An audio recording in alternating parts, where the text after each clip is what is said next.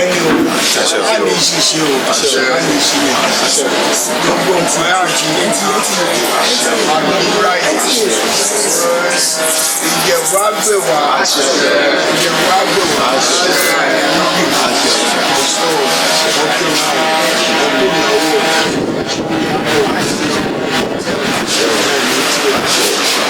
bàbá lóye ohun rẹ̀ ní kọ́ọ̀tù ohun rẹ̀ ní kọ́ọ̀tù òkèlè wàá dún wàá gbóhùn rẹ̀ wọ́n á wúra kálù so màá lọ sí ilé àgbẹ̀ right now.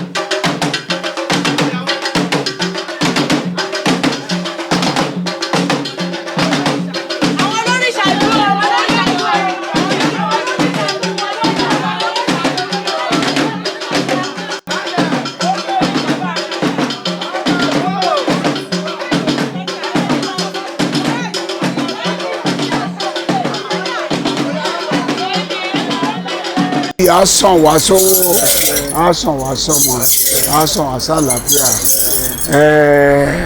Bàbá wa ètò lọ jẹ́pọ̀ lọ́hùn, ọ̀hún rere o, wá sùn re, wá bálé ní re, wá bálé ọ̀hún ní re, wá kẹ́ á ní sáré lọ bá ẹ o.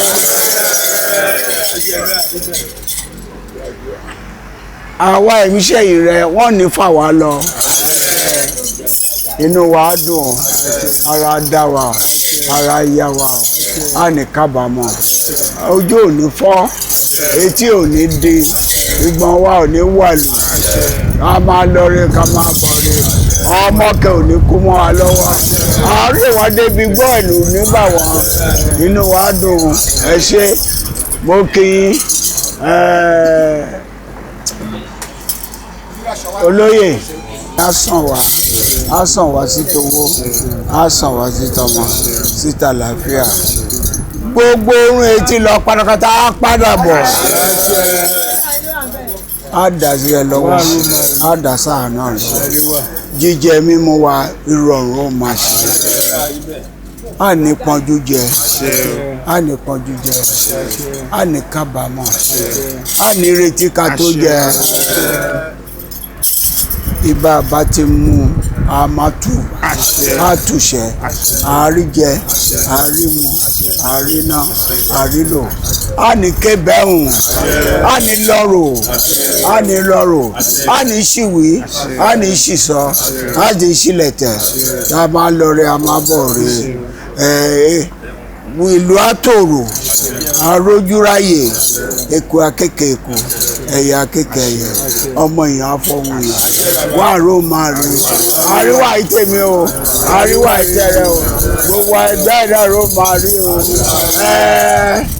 Ìrẹ̀ ajẹ́ dáadáa, ìwé ara wọn, àríwá.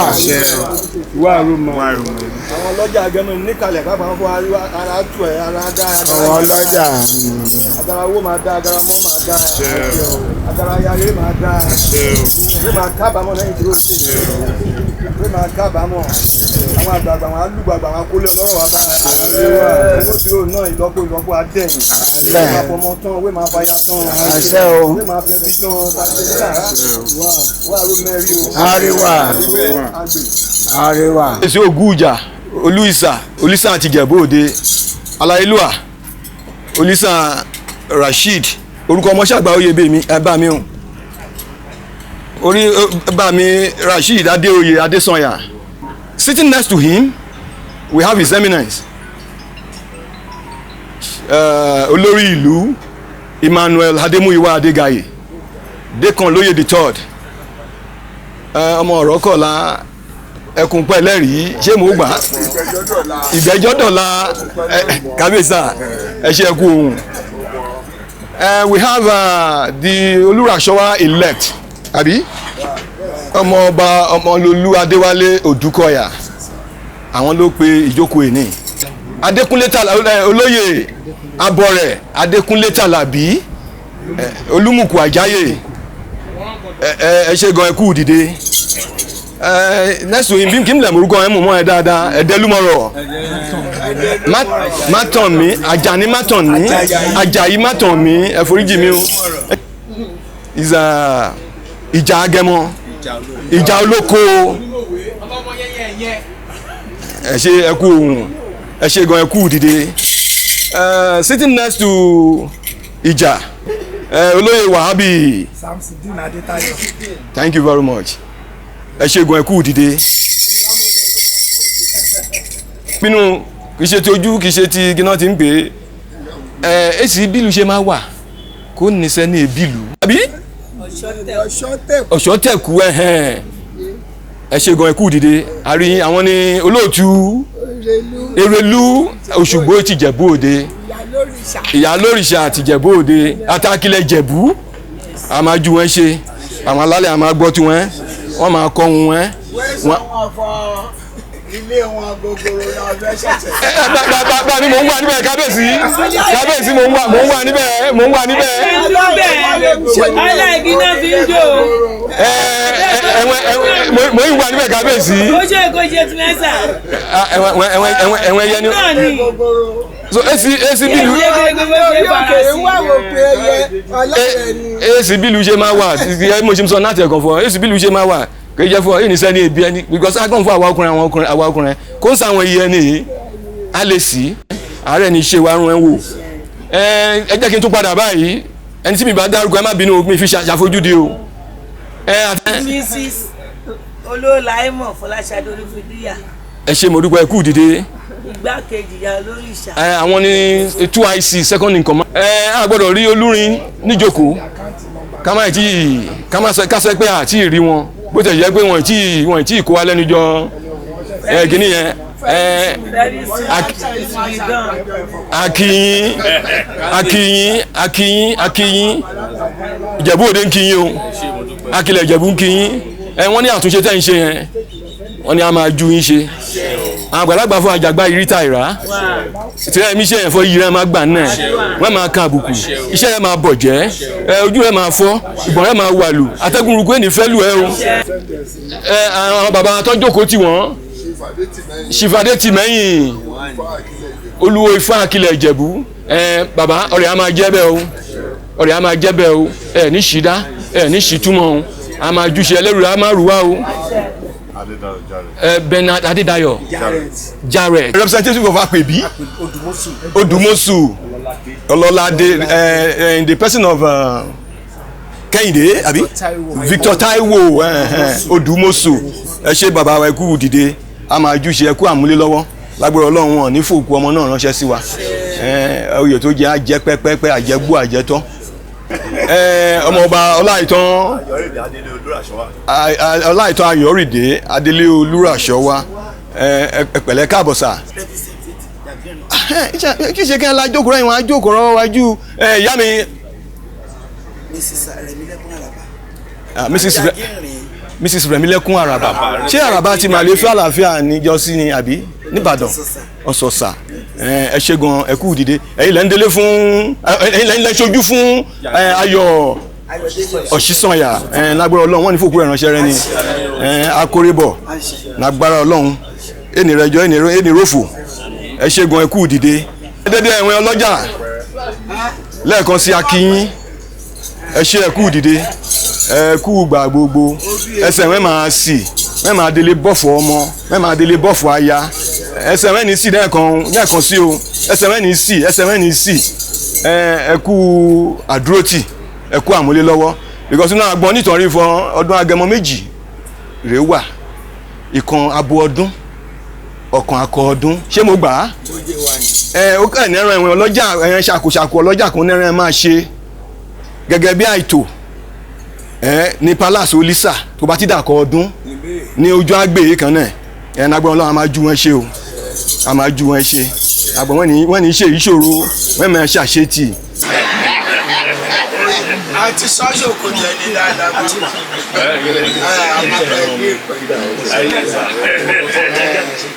kábíyèsí rẹ̀ ń tà sẹ́yìn bọ́tínẹ̀tì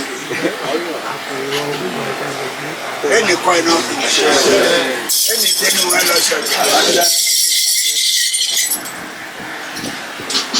obì agbẹ́kúdà àṣẹ àìbá ìlú ṣẹlẹ̀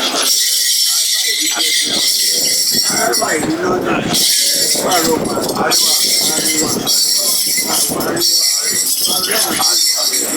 àríwá lọ.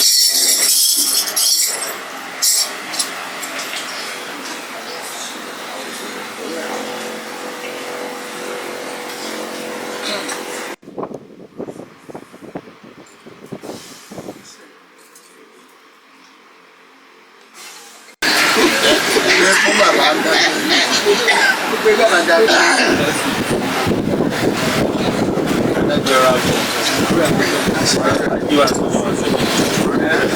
Àwọn tí wọ́n wà nílé wọn á gbé lọ sí. Bùkẹ́rẹ̀. ọlọ́lá lájà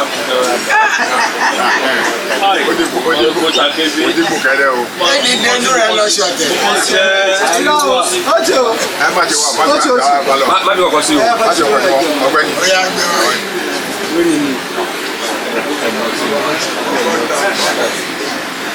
ó gbọ́dọ̀ ní ẹgbẹ́ kan sọ fún èyí àdúrà Ó kẹ́ ẹ̀. ó gbọ́dọ̀ ní ẹgbẹ́ Ó débẹ̀ láti ṣàlùyẹ̀.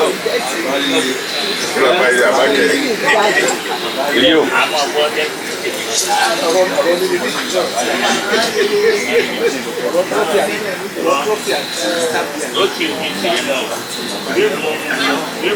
Tọ́pọ̀ ẹ̀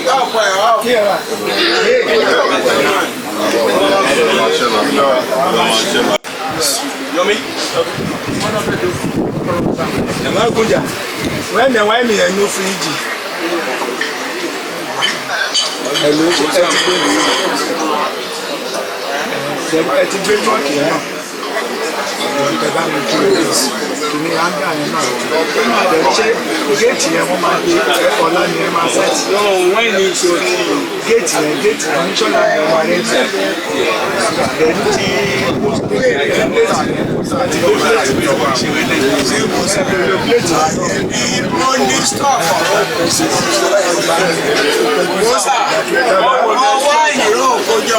ẹ̀fọ́ ń bẹ̀rẹ̀ fún mi níṣẹ́ tí bẹ́ẹ̀ ni kò ní fíríjì torí iye eléṣì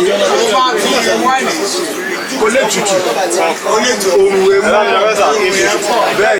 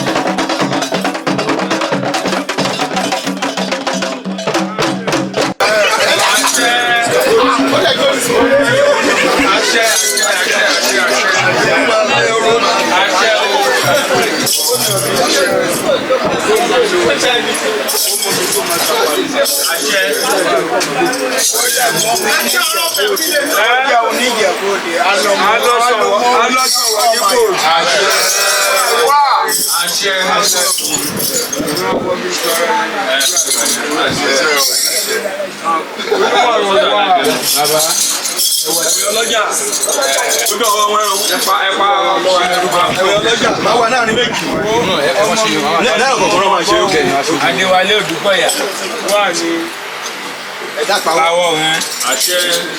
Adewale Odukoya Uwajoye Olurasonwa yóò wá jẹ nínú àjẹgbó àjẹtọ́ àjẹyè ló máa jẹ bẹ́ẹ̀ni jẹ lájẹkú bẹ́ẹ̀ni jẹ lájẹrùn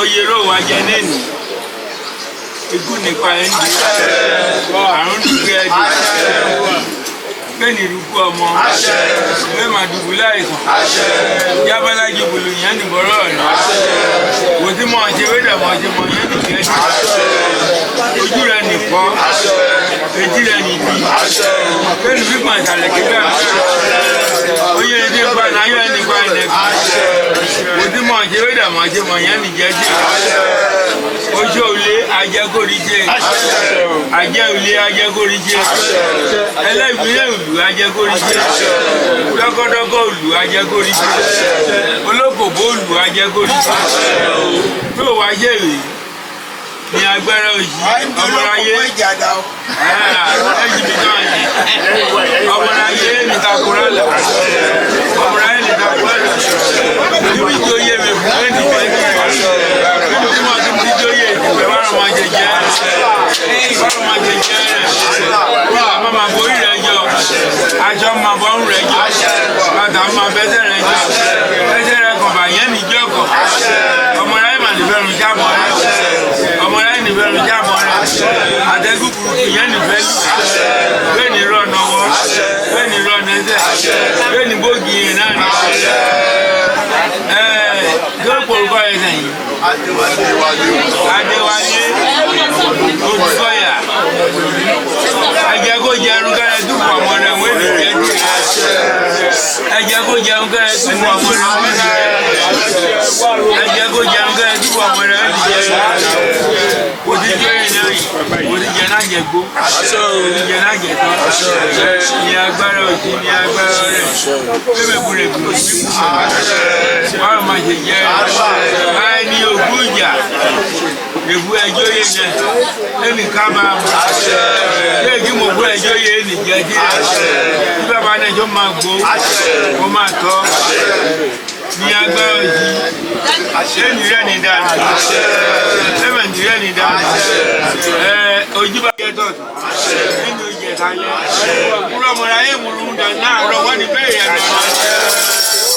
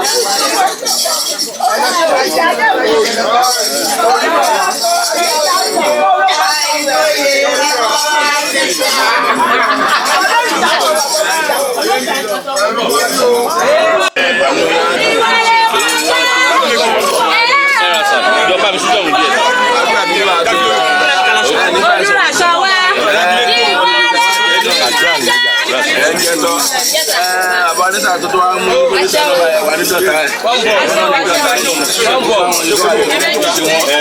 ohun yà ká ìlú kí tó gbóòrùn tó bá ká ohun yà ká lù láàárọ̀ akáàlù lọ́sàn akáàlù lálẹ́ ìbùdó bọrí ìlú mẹ́rin ló ń wá pẹ̀lú bàtà tó dáná tó ojú ìlú ìbọn dídá mi.